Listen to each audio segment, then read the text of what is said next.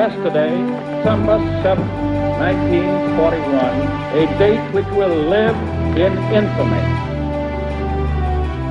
And so, my fellow Americans, ask not what your country can do for you, ask what you can do for your country.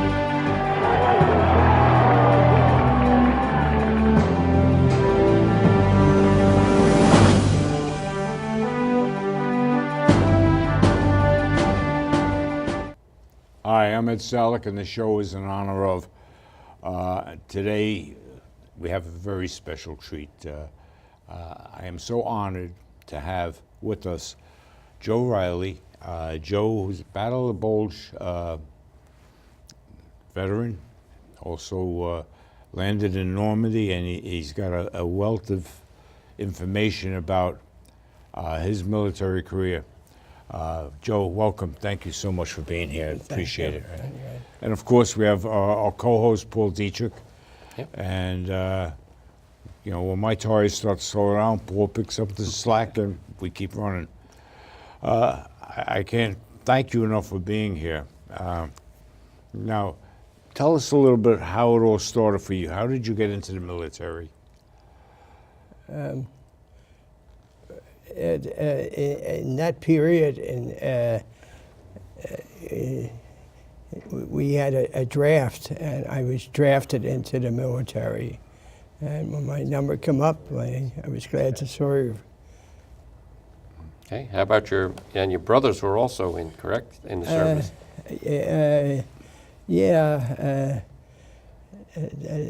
Both in the Pacific, correct? Two brothers. They both served in the Pacific. One was a captain in the Army, and the other was a naval officer. And they, like you said, they went to the Pacific,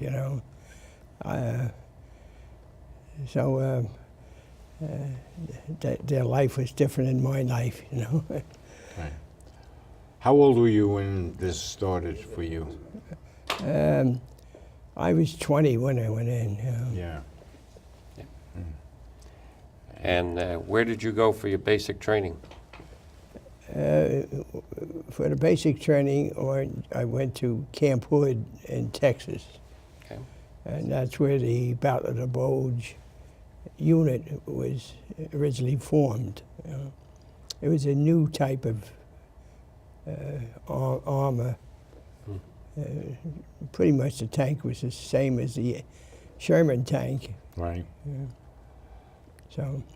But you were mentioning that fortunately your tanks were diesel driven instead of gasoline driven. Yeah, right. Did you have, well, I'm jumping ahead of myself. Let's not do that. How did you feel about that when you ended up in a tank unit?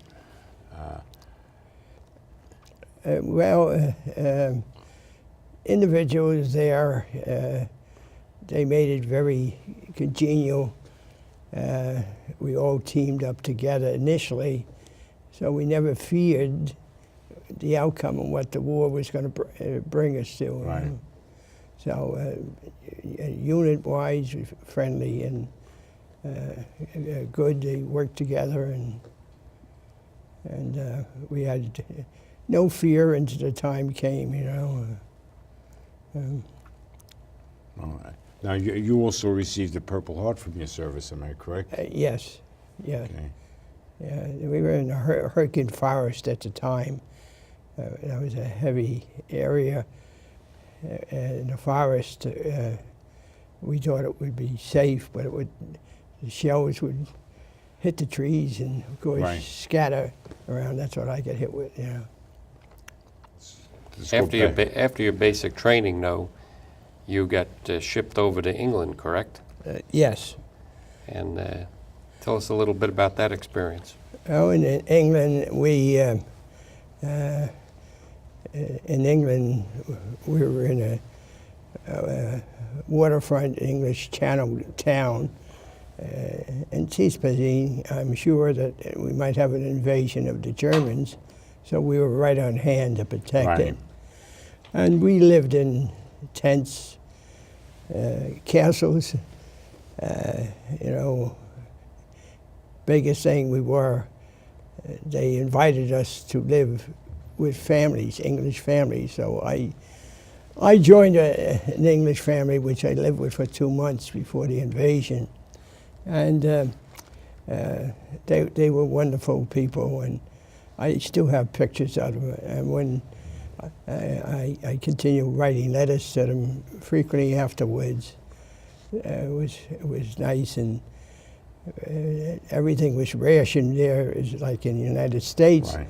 And after meals in our cafeterias, and I would always bring leftovers to them, and they were very happy to have some food, you know. So they were a very nice family, you know. Well, you have a very nice book here which talks about your unit. Would you like to display it for the camera so that our viewers can see it? And tell us a little bit about the unit that Yes. you were in. This is a story in this book of all our members, any of their awards they got is issued here, and the duties, and every campaign that we were in the battle areas. So I go through it every once in a while. It's very fragile, like I've said before. It's coming apart on me, you know. After all It's these 75 years old. That's right. That's right. All the glue is drying up on it, you know. Yes. But it's a wonderful list of all the members that was killed. There was 44 killed in the unit. They're listed. Their names are listed here, and those that was seriously injured is listed here. You know. So it's nice to see a carryover. Okay, and this was the 893rd Tank Destroyer Battalion? Yes, yes. Okay. Battalion, it had 600 men and officers in it, you know. So, and it gives each unit, A, B, and C was a cannon company. Right. And there's one recon. Recon was like infantry. And so it lists people who was in each unit, you know, which is good to have, you know. And these were similar to the regular Patton tanks, or what type of tanks were they? Yeah, the same as the Patton tanks and Sherman tanks, you know. Sherman tanks, yes. Yeah. So everything about the unit, we just operated with infantry divisions, you know, individual. Right. At the time of the Battle of the Bulge, we were helping out Division 78 Division. It was just came to the front area, but we supported them, you know. Like with Patton, he would spread himself out, but we would concentrate with one division, you know. I was with the 78th Division in 1998. Is that right? Yes. Okay. Over here in New Jersey, yes. Is that right? Yes. Is that right? So were you protecting the shores of New Jersey? No, we were a little bit different at that time, but interesting that the Yes, it's units sure, continue. Yeah, right, Yeah. right. Right. Okay, so then you folks went ashore at Normandy, correct? After your 2 months in England. Well, in the 2 months, I should say, an interesting thing is, before the invasion, we had dry runs into the English Channel. Right. Mm-hmm. And in my story here, I mention about that in April of '44, we were out for a dry run with all the infantry and vehicles, boats, you know, and loaded down with personnel just as we were going in, just to throw the Germans off. It was a dry run. Right. But we had no Coast Guard to protect us.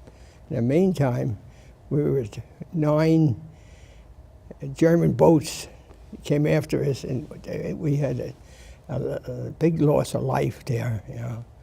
So that was a shocking thing about that, you know. Yeah. 9 So- German boats crossed the channel to come to close to. Yes, right. They had boats like the PT boats, I Yeah. think. Yeah, These are E-boats, right, they call them. Right. So, Yeah. So that but then you went ashore at Normandy at what, on D+14? yes, Okay. right. They couldn't have sent you in earlier because they didn't have the capability They to get had- tanks ashore and there was easily. a lot of obstacles. I was just there. going to ask that question. How was it getting the tanks ashore? Did we lose much equipment?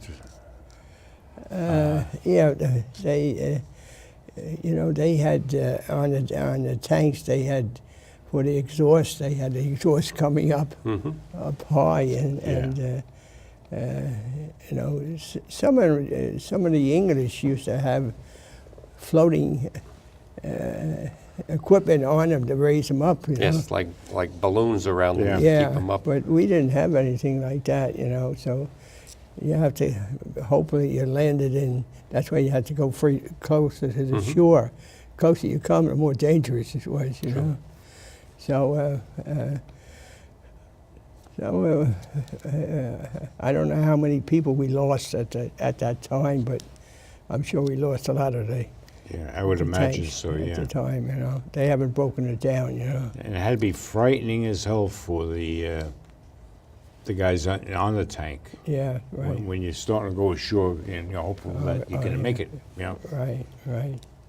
Oh. So, And then how did you end up, how did your part of the Battle of the Bulge come in? well, we were going all through France, you know, and in combat continually all over. And we got up into Luxembourg and that area.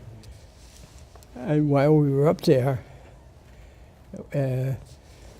is when the boat started, you know, Yeah.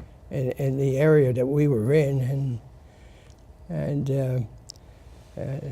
a shocking thing at the beginning of the Battle of the Bulge here, the Germans didn't want to take prisoners, and in my story here, there's Normandy, where just at the start of it, the Germans surrounded this group that was right near us, and they murdered every one of them, shot them all, you know.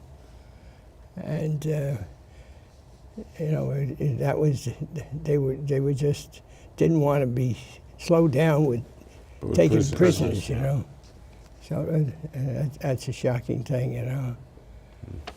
I handled the communications and busy as all hell, you know. Yeah. You know, fixing everything and making sure you're protecting yourself at the same time, you know. And you had to be handy because there weren't parts readily available. You had That's to, right, that's you had right. to, you know, That's makeshift what you Right, can. right. Well, now you were honored by the French government. Can we talk about that a little Sure. bit? Right. Right. This was in 2014? 15. 15, okay. Just last year. you know. Just last year. You were given the Chevalier Award? Yes. Okay, Yep. and this is it right here, Yes. okay?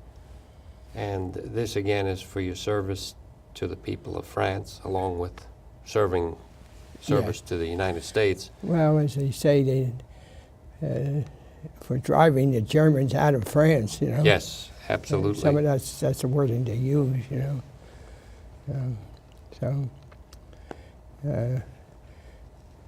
It was a very nice ceremony that they gave. That was here in the States for that ceremony? Yes.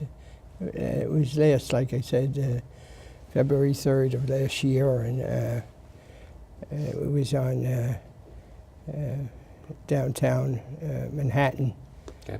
South Sea Seaport? Seaport. Yeah.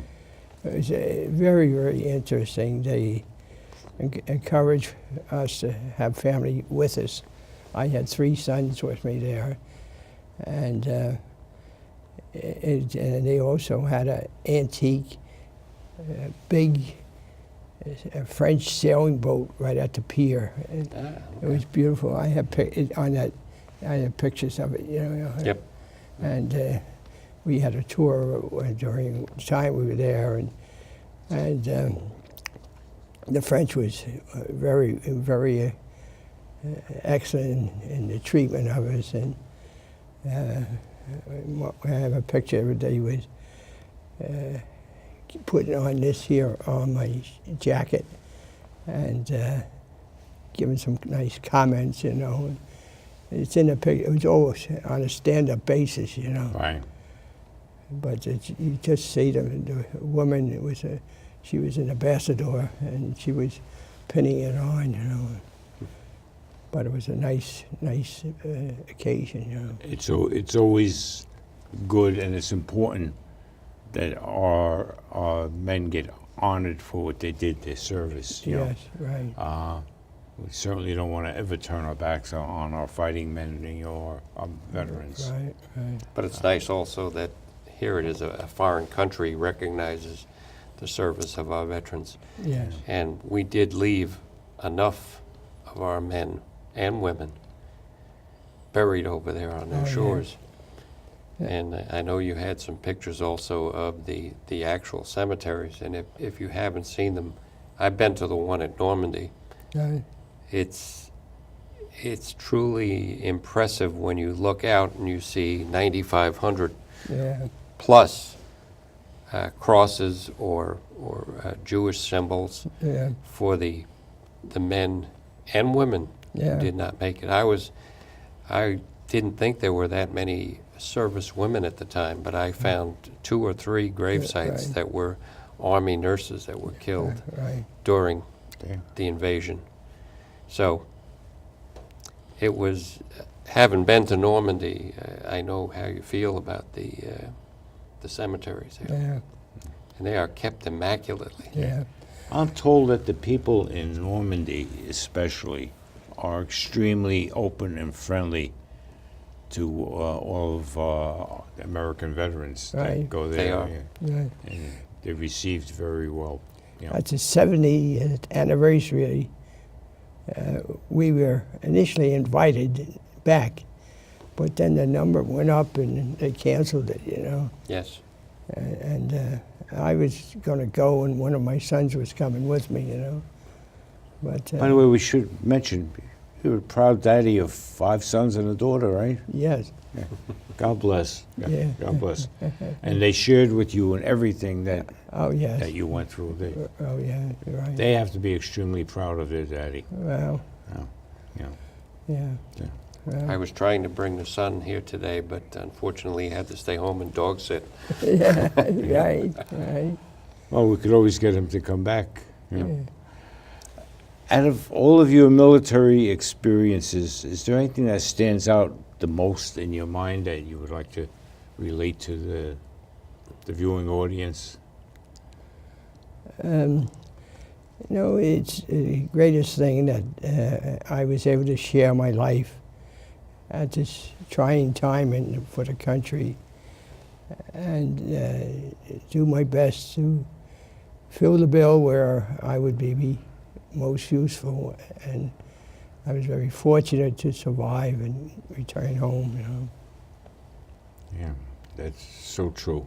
It's so true. It's just I mean, I had uncles that served in the Pacific Theater. My dad served in the North Africa. He was artillery. But the one thing they always said to me was, we learned after a while not to get too close to your buddies because they may not be there tomorrow. Oh, And it was very difficult to deal with. But there's, you know, right. some. Yep. Well, they do talk in some of my information there. They talk about the replacements that came up, Right. young ones, and they showed the short number that they survived. They come up, young people, put into action right away, Right. Yes. and they just didn't survive, you know. So Nowadays, there really isn't an active replacement system. When I was in Iraq, for example, if somebody got injured, they just didn't replace them. And the difficulty there was then you had to make do without that person. right. And yes, we didn't have anywhere near the number of casualties that they did in World War II, but I think there really needs to be a replacement system and Right. an integration of those new people into the units, because you learn what a rocket sounds like, you learn what a mortar sounds Exactly. Right. you learn what artillery sounds like. Right. You know when you hear a bullet come by, which direction it came from. Yeah. You may not know exactly where, but you learn that very quickly. And some people don't get the chance if they're just thrown into the battle. They Right. need some time to get acclimatized before they get thrown in. But realistically, there needs to be some kind of replacement system that works. That's right. And they should meld them in with the veterans who've been there Yes. to learn from the veteran, Yes. Right. the keys to Yes. safety. Yeah. How was it when you got out of the military, when you came home? You came back here to Staten Island? Yes, come back to Staten Island. And of course, I was anxious to get a job, you know, and I was very fortunate. In short order, I got hired by, it was New York Telephone at the time. Right. Marbell. Bell. I was hired by them, and so I put 40 years in it. So you were able to use your radio Yeah, repair skills, basically. Right, Your electronics yeah. directly translated into your civilian job. Yeah, That's excellent. Yeah.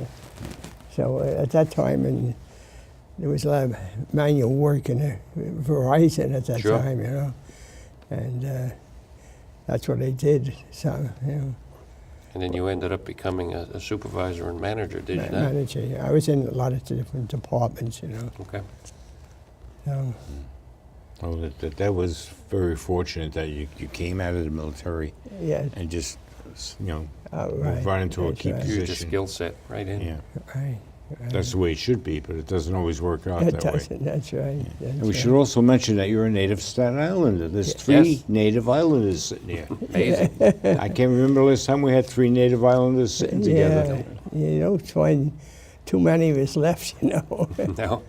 That's right. That's right. I would say one of these days I'm going to do a show just about Staten Island before the bridge Natives. and all of the wonderful things we had, the farmers markets, yeah. the airport, drive-in theater, and Al Deppies, of course. And Al Deputy, yes. And you know, there was a few famous horseback riding places too, like Oh, yeah, West Shore Stables. Clove Lake Stable. Oh, yeah, Lake Clove Stable, Lakes. yeah. Yeah, and they France Rebs. and of course they always had to cross Clove Road. Yep. Right. And you see the traffic on Clove Road today, and you say, I don't how think did the they get- horses would make it. How did they ever get across? You know, you know. So- You can't cross Clove Road without a horse, just by yourself. Yeah. That's right. That's right. That's right. Was Staten Island any different to you when you came back? Really, it wasn't. No, no. Were you welcome back? Yes, yeah. My parents and we grew up on Burger Avenue. I don't know if you know. Oh, yeah, very well. We had a farm there, and we had 5 garages on the property. And my father he was a fireman, but he was very handy, and he was an Irish farmer, and we had chickens and everything, you know. And Now, it's amazing when you say that. Burger Avenue with a farm, 5 garages and chickens. If you go to Burger Avenue now, forget about it. It's, Yeah, all houses. yeah, yeah. And I was always a member of Sacred Heart Church and knew everybody there and Right. so on, you know. Still in the same parish, you know. But Oh. Travis is St. Adalbert's over there. That's down here in Port Richmond, or Richmond. Mariners Harbor. But St. Adalbert's Church is wonderful with the veterans. Oh, Yes. Do They- you need a ride to get there on? yeah. Okay, I'll take care of that. Well, I tell you, I invite a cousin every year Okay, because she likes it, and I've already invited her. okay. I think But it's if you need a ride, I'll get you there. okay. Thank you. Okay. But on the 11th, and there's approximately 200 fellows. You might not all be Catholic, All right. but they do such a fantastic job. He'll have the television there. Yeah, we'll be making a video of it then. Is that right? Oh yeah, we do it every year. Yeah, is that right? Yeah, I Mrs. never- H, Mrs. Hesthagen has been wonderful with us. Yes. And every year, the students will interview 5 Right. veterans, Yep, and then they write a hardcover book yep. to give it. I was in the first book, and it's so great, you know, to see the students. They recognize the veterans, and they sing, Yes. great patriotic songs, and it's a great day, you know. It is, and it's important for the veterans because when you're sitting there and you think back to what you went through, the Battle of the Bulge, landing in Normandy, all of the combat that you've been through, you sit there and you watch these children pay tribute to you. Oh yeah, Now it was worth it for everything that you had to do. yeah. You know, that's so important. Yeah, I know a lot of people there now. The principal is a girl by the name of Diane. Yeah. Yes. Hesthagen, yeah. Yeah, We've had her on television here. is that right? Yes. And her father was in the battle of Bulge. Right, you know. Yes. exactly. He died though. Most a few years recently ago. passed, yeah. Right. So they like I said, that the 11th of November is going to be The actual ceremony, Actual though, is on the ceremony. 9th. Yeah, the ceremony's on the 9th. The 11th is Veterans Veterans Day. Day. Veterans Day, the Saturday. Friday this year. I got a boat. I already called in. I'm Good. going, you know. Excellent. Yeah. Well, we're coming to the end. Just of one the- other thing I wanted to mention is that just recently, Joe got a little award, and that was for his 20 years consecutive with the American Legion. And Joe is a member of our Legion post down in Right. Travis. And we were Gold- very happy Gold that he Star was Post, able to make yeah. it to Gold Star Post Yeah, with his right. son Right. to pick up that award. But Right. the organizations continue to carry on those community relations, Right. and And so it's so important. Yes. Right. And Right. I'm sitting here, and once again, I'm honored to have you on the show with us, Joe. Through your efforts, I'm still here. yes, Okay, Yeah. I mean, we're all still here, you know, through your efforts, and thank you for your service. and God bless you, and we'd love to have you back anytime. We'll talk more about things that happened and things Right. that you want to relate to us. Yeah. But thank you for sharing with us. That's the important thing. Well, I really appreciate it, your kindness to give your valuable time in life, just to, bring me up to date Yeah. and some of the things I had in this year, and it was, memories of World War II, just back in the States, Yep. how things were at that time, Well, once again, we're honored. And you've been watching in honor of. We love bringing these programs to you. We'd like to say, have a great day. God bless. Oh, and thank we'll you. see you soon with another show. Joe, thank you so much. Okay, thank you.